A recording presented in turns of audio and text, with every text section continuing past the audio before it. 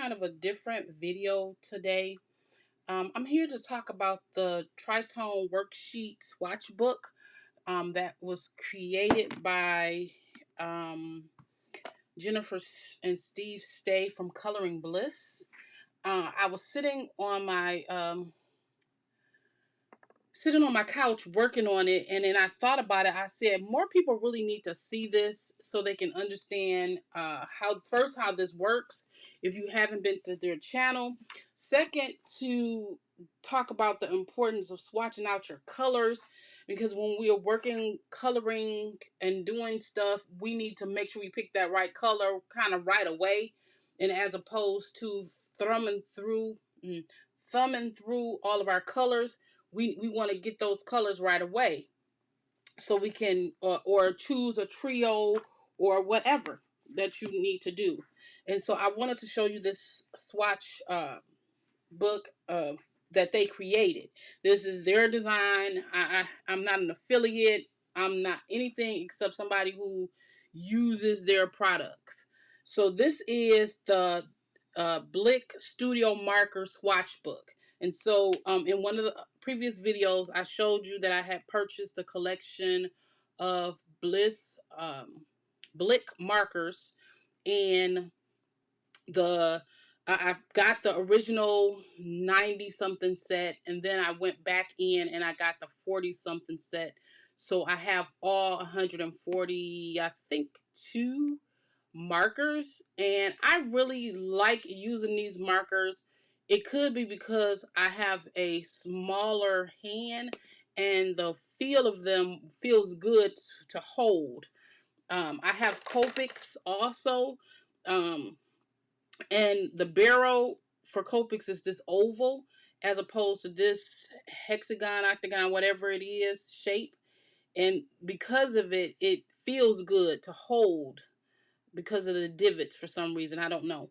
I have about 200 Copics, and I have the full set of 100 of these, and then I have the 200 of Spec Noir. I have the 50 pack of the color changer markers. What else? I think that's all the color markers I have. So I've tried selections of different things to see what works for me, and so far this is the one that I like the best. Oh, I know. I have the other set of the Ink Lilies, which has a, I think square barrel or something. I don't even actually use them that often. I only use them when I'm doing their coloring practicing. So I wanted to talk about this swatch book. So I'm using these markers, and I've already started. So I want to show you how this kind of works.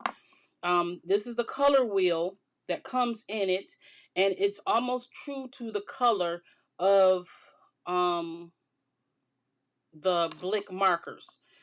I allowed them to print it, so I didn't have to. I could have printed it at home, but I wanted to make sure that I had the correct kind of paper that they used.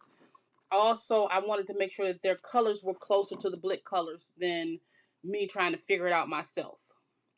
So they have the warm color wheel where you cut this out, punch these all out, and you match them up. I'm going to make a copy of this page and do it because I don't want to destroy my book. This is the cool colors, so it kind of shows you the same process. And you use these color wheels, so you take these pages out and you put the colors to match, and you use these when you cut these out. You put them back in and you use them to detail, the tertiary colors, complementary, and that kind of thing. And so, but I'm not going to cut them out of this book. And so that's what all of these is. So you take one of those colored chips and you put it in these spaces to make sure you're using the right colors. And it's really wonderful. I did the same thing with some other markers, and when I went to go pick a color, it really worked for me, and that's why I really like this system. And so you can see all of the pages that they have. This kind of explains their marker paper and how thick it is and the grade of it and that type of thing. So they give you that information so you'll know what type of paper that you're using. So if you needed to go back and try to recreate something like this, you know you need some super smooth 271 GSM, which I'm not sure what super smooth is. If it's 100-pound paper, 80-pound paper, I'm not sure, but you probably can, because when I go to my paper supplier, I get super smooth from them. So I'm sure I could pick up something like this, but it won't go through my printer because 100-pound paper is so thick, and even on the thick setting, it won't push through. So that's another reason why I had them print it. Okay, so what they do is they give you an empty color wheel, and you color in with your markers. And remember I said this was a close matchup. If you look at this, if I would have shaded this in a little bit more, you see the darker parts, that's a close match to that. It's a really close match. They're real close match to it. Look at that. It's really a close match. If I had filled it in like I was supposed to, because you're supposed to actually fill it in dark, but I didn't because I didn't want to use up ink in the markers, because markers are expensive. And so then you have your swatch chart where you show the three colors that go together. This is the type of thing that I'm working with right now. And so I wanted to show you, I'm not a stay in the lines kind of person, but I do the best.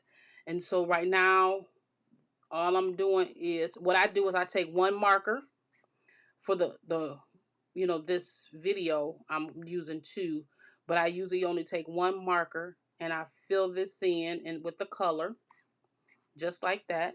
And so you know which one is your dark, medium, grade, and light, because they've done it for you. So you're not searching for colors. You're not searching around for colors. They've done it for you. Just like if you use tri-blends with Spectrum Noir, they have the colors already done for you in the little tri-blend marker. This is the same type of thing. And so see, you see dark, medium, and light. Then they do a mini color wheel for you. So I would take, so then you wouldn't have to go and look for all of the lights. They've given you all the lights. They've given you all the mediums, and they've given you all the darks.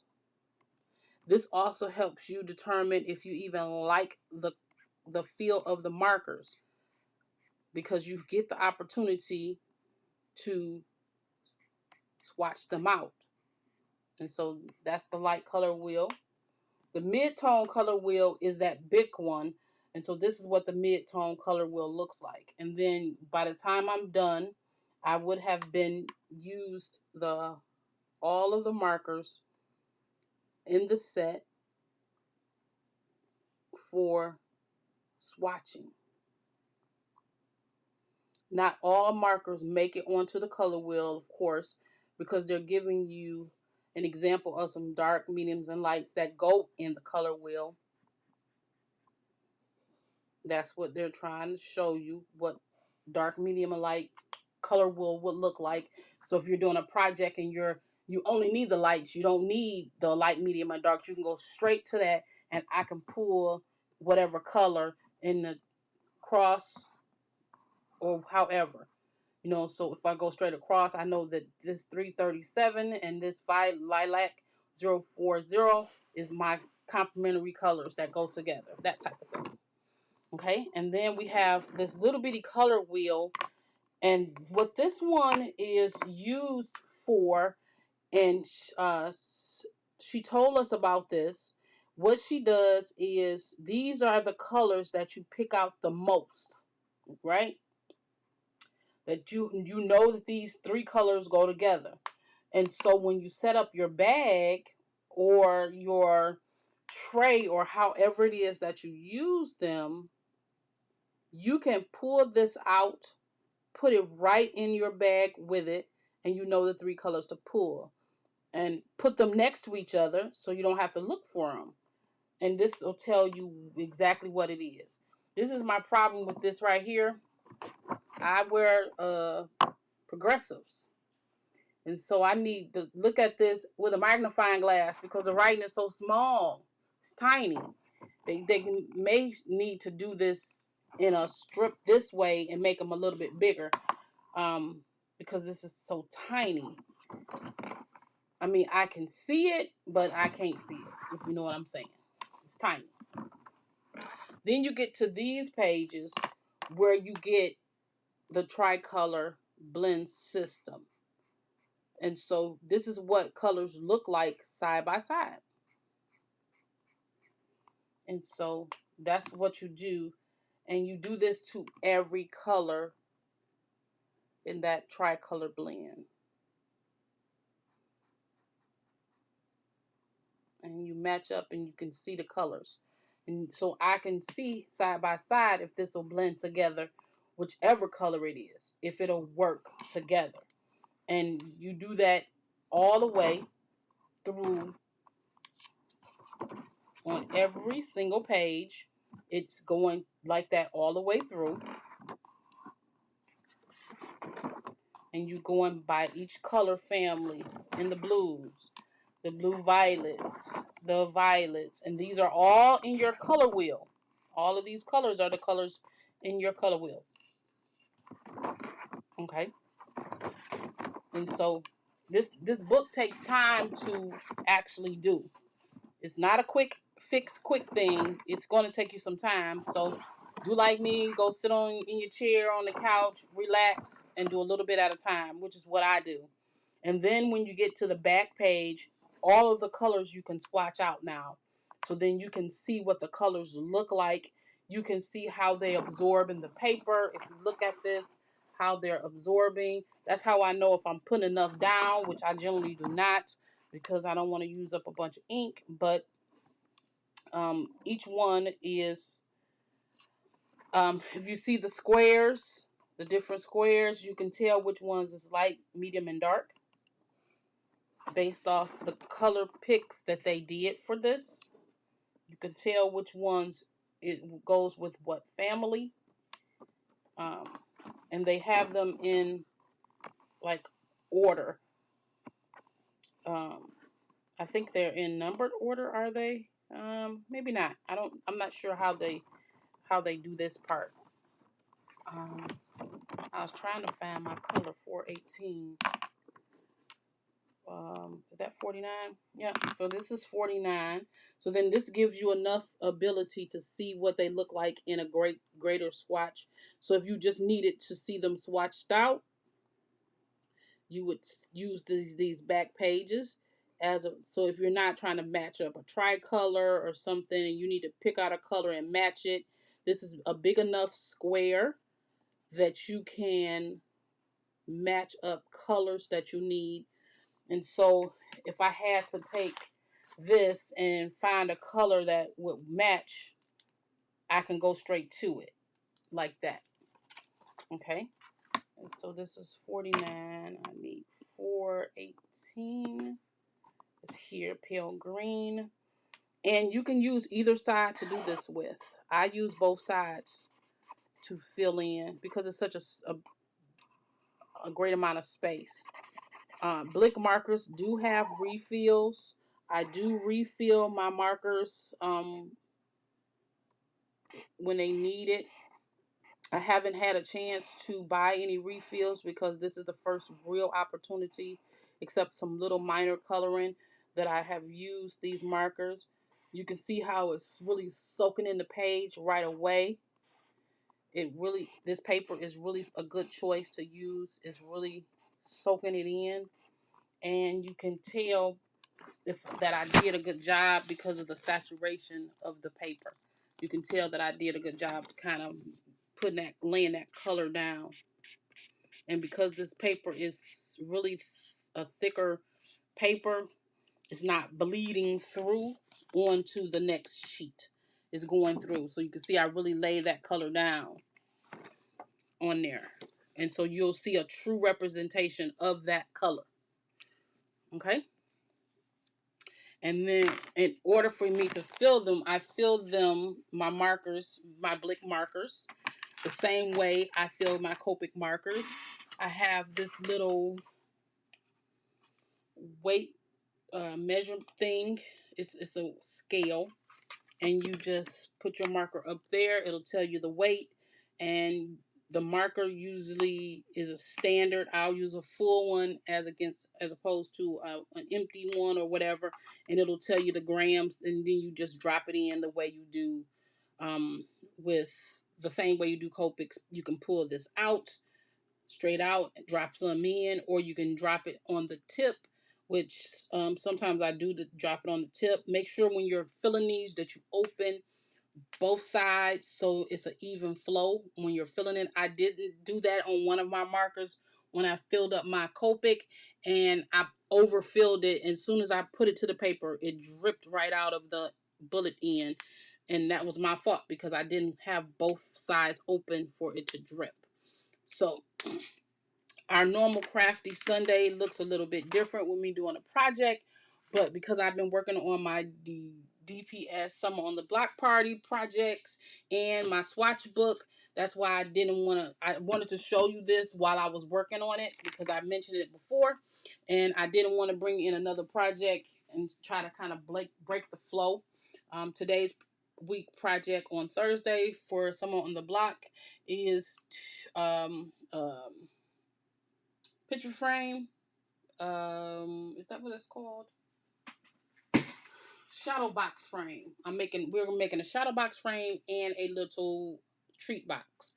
So, I will come back with something, a video for you tomorrow on the house. I did pick the papers for the Anna Griffin house, and I will do that video for you tomorrow.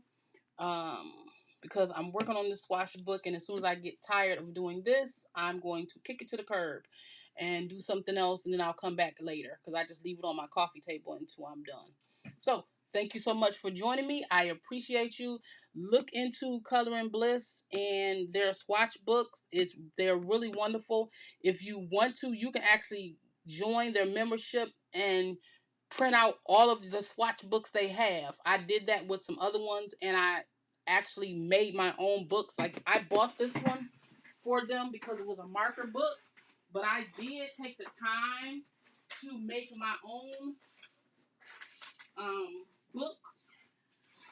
So I have the Tombow dual brush markers, and I did this myself. So I do have the Tombow, and I have still yet to do this.